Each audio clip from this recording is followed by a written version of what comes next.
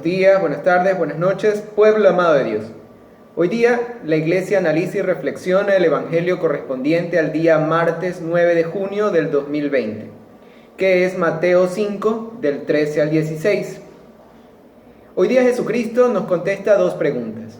¿Qué espera Dios de ti? ¿Quieres saber qué espera Dios de ti? ¿Y Dios quiere que seas feliz? Escuchémoslo. Lectura del Evangelio según San Mateo.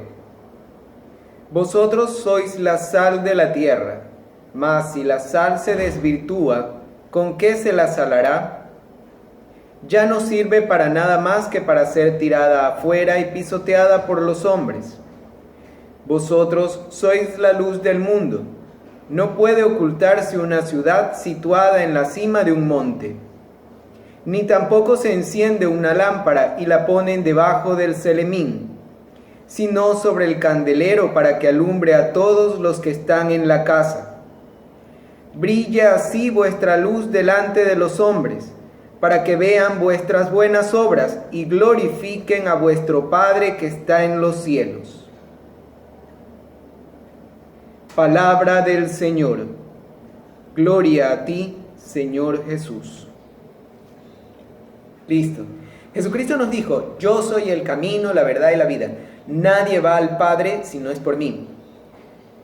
En este caminar hacia el Padre, de la Iglesia hacia el Padre, de la mano de nuestro Señor Jesucristo, la Iglesia denomina año litúrgico a este periodo cíclico anual durante el cual celebra la historia de la salvación realizada o hecha por nuestro Señor Jesucristo.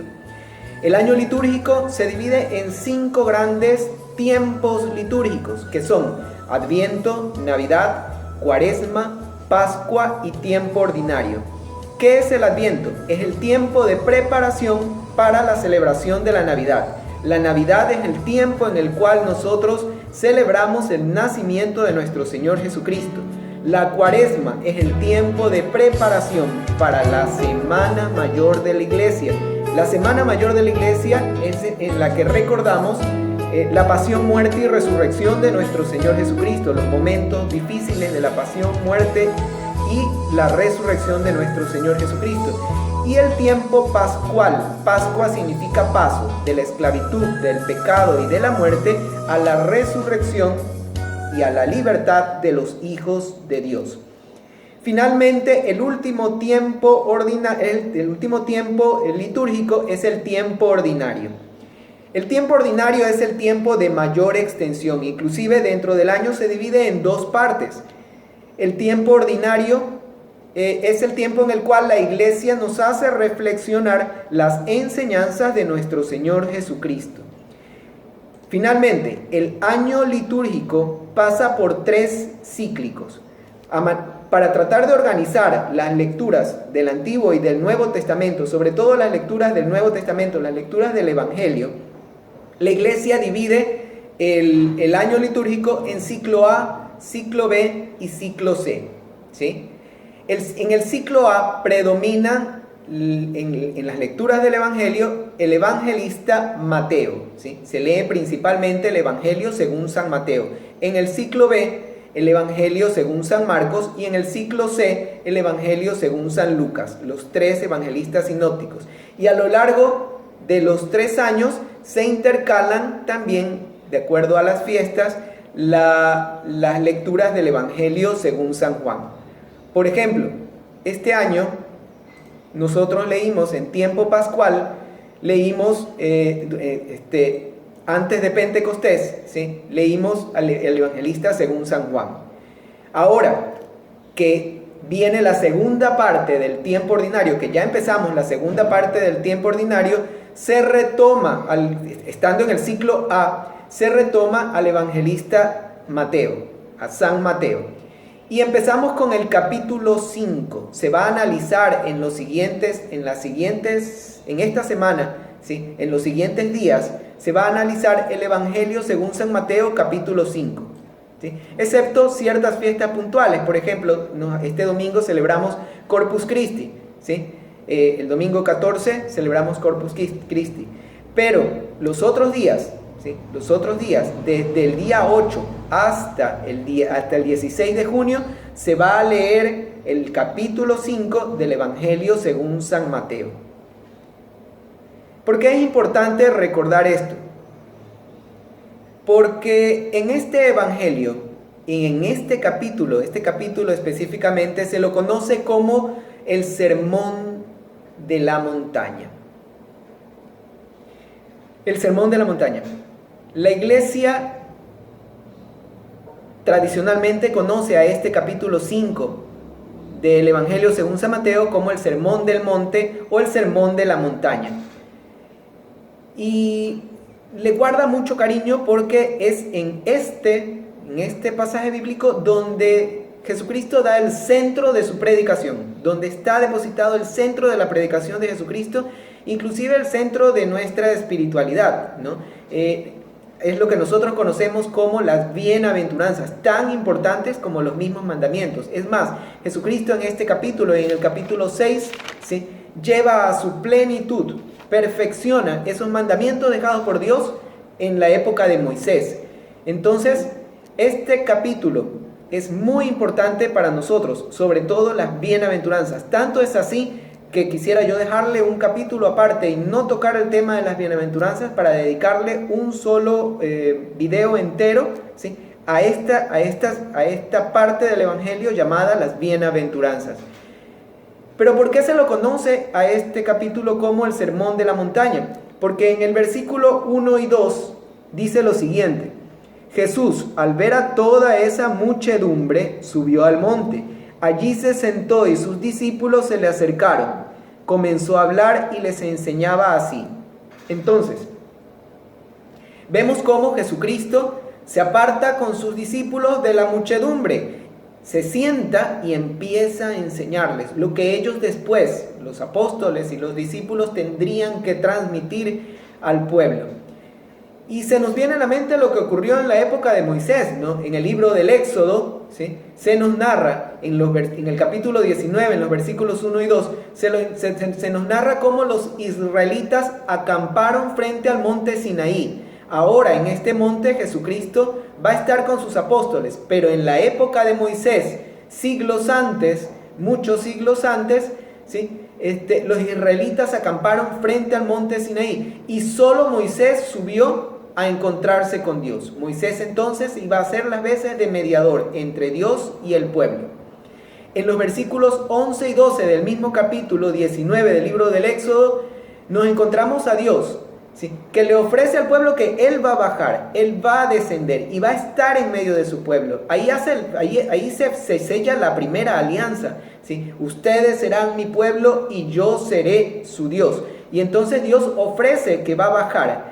Y sin embargo, el pueblo tenía un límite, el pueblo no podía subir, estaba limitado, el pueblo no podía llegar a la zona más santa donde se encontraban Moisés y Dios. Es más, era castigado con muerte pasar esa zona. Y entonces ocurren cosas maravillosas, ¿no? El libro del Éxodo nos narra una nube, nos narra humo, nos narra el sonido del cuerno, que era la presencia de Dios. Todo eso eran signos de la presencia de Dios. El pueblo tenía que purificarse para ese encuentro con Dios. Y todo termina en la entrega de la ley, ¿sí? El dedo de Dios, la voz de Dios como un trueno, le entregan las tablas de la ley a Moisés, que Moisés lleva a su pueblo. Ahora Jesucristo va a perfeccionar esa ley, ¿sí? Pero ya no va a ver todas esas manifestaciones maravillosas. Es tan simple como Jesús sentado junto con sus apóstoles. El Sermón de la Montaña. Y el día de hoy, inmediatamente después de las bienaventuranzas, ¿sí?, Jesucristo les deja a los apóstoles una enseñanza. Ustedes serán sal del mundo, sal de la tierra y luz del mundo. Jesucristo les dice a los discípulos: ustedes son sal de la tierra, y más adelante les dirá: ustedes son luz del mundo, ¿sí? Sal de la tierra y ustedes son luz para el mundo, ¿sí? Recordemos un poquito qué significaba sal de la tierra en la época de Jesús. en nuestros días la sal es un aderezo para las comidas, para darle el sabor que depende del gusto de cada uno, ¿no? Inclusive los médicos recomiendan que no se consuma mucha sal porque no es bueno para la salud. Pero en la época de Jesús, la sal era mucho más importante que un aderezo para las comidas, ¿sí?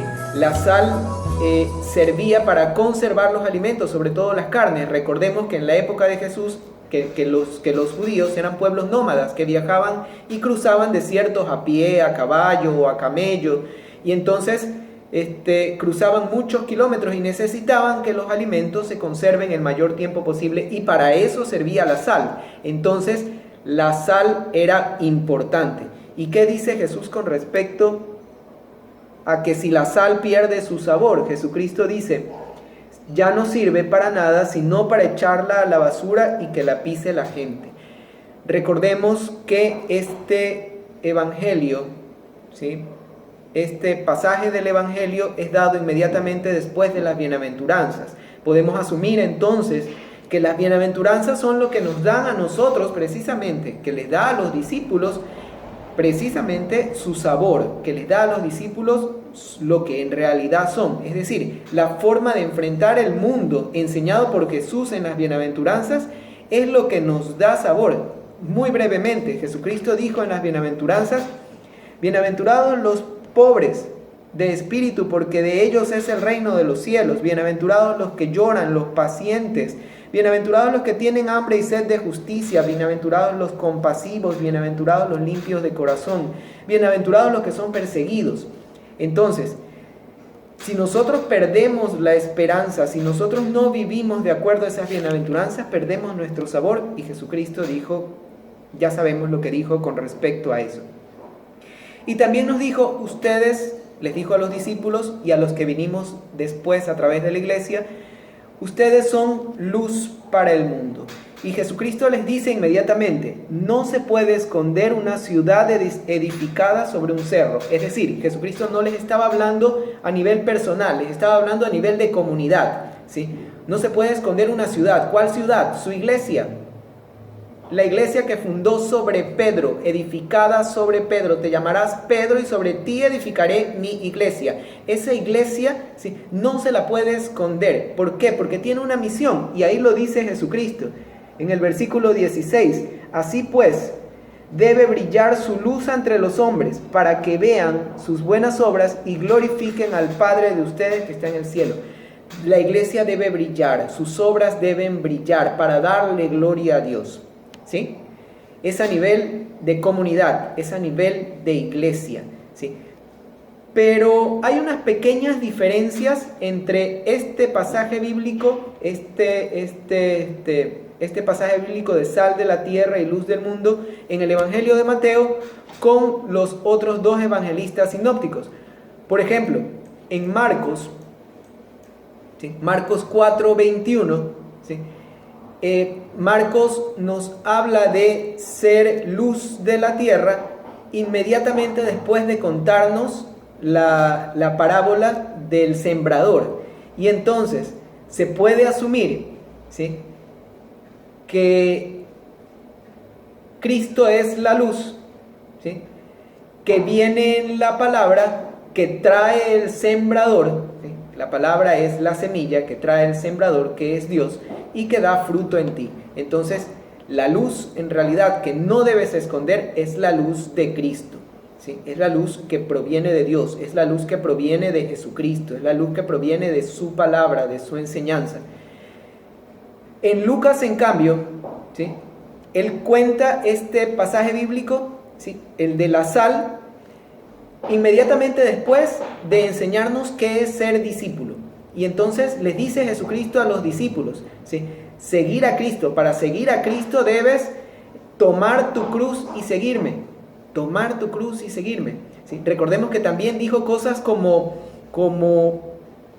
el que ama a su padre y a su madre más que a mí no es digno de mí. El que ama a su hermano, a su hermana, a su hijo, a su hija, a su esposa más que a mí no es digno de mí. Con eso no estaba diciendo Jesucristo que nosotros debemos olvidarnos de nuestros familiares para seguirlo a Jesucristo. No, sino que debemos ponerlo a Jesucristo en el primer lugar. Jesucristo es lo más importante. Dios es lo más importante. Y después viene el resto de amores, ¿sí?, que debemos de tener. Entonces, para seguir a Jesucristo debemos tomar su cruz, ser discípulos, ¿sí? Y el discípulo se convierte entonces en sal de la tierra, ¿sí? Pero si pierde su sabor, si no sigue a Jesucristo con esta fuerza, entonces no sirve ni para mezclarse con abono, ¿sí? Así de fuerte es nuestro Señor Jesucristo. Entonces, si pierde su sabor, no sirve ni siquiera para mezclarse con abono. Recordemos que es el abono, ¿no?, el estiércol. Y me gustaría leerles, ¿sí?, lo que dice San Lucas con respecto al pasaje de San Lucas con respecto a luz de la tierra, porque Lucas lo lleva a nivel personal. En Mateo nos habla a nivel de comunidad, ¿no? En Mateo nos dicen: no se puede esconder una ciudad edificada sobre un cerro, pero en Lucas nos habla ya a nivel personal. Lucas 11, 33 y 34.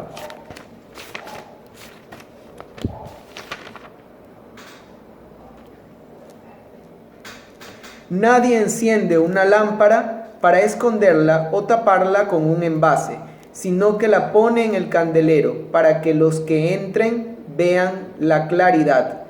Tu ojo es lámpara. Si tu ojo no es limpio, toda tu persona aprovecha la luz. Pero si es borroso, toda tu persona está también en la confusión. Cuida pues que la luz que hay en ti no se vuelva confusión. Si toda tu persona se abre a la luz y no queda en ella nada oscuro, llegarás a ser pura luz, como cuando la lámpara te ilumina. ¿Sí? Entonces, ¿qué es lo que Dios espera de nosotros? ¿Sí? Que seamos luz. ¿Sí? La luz no proviene de nosotros, la luz proviene de Jesucristo. Él es la luz, ¿sí? Pero nosotros debemos ser tan claros, ¿sí?, que debamos reflejar la luz. Y eso es lo que decía el evangelista San Lucas, ¿sí? Reflejar la luz. La pregunta es: ¿ya somos tan claros que reflejamos la luz para nosotros y para los demás?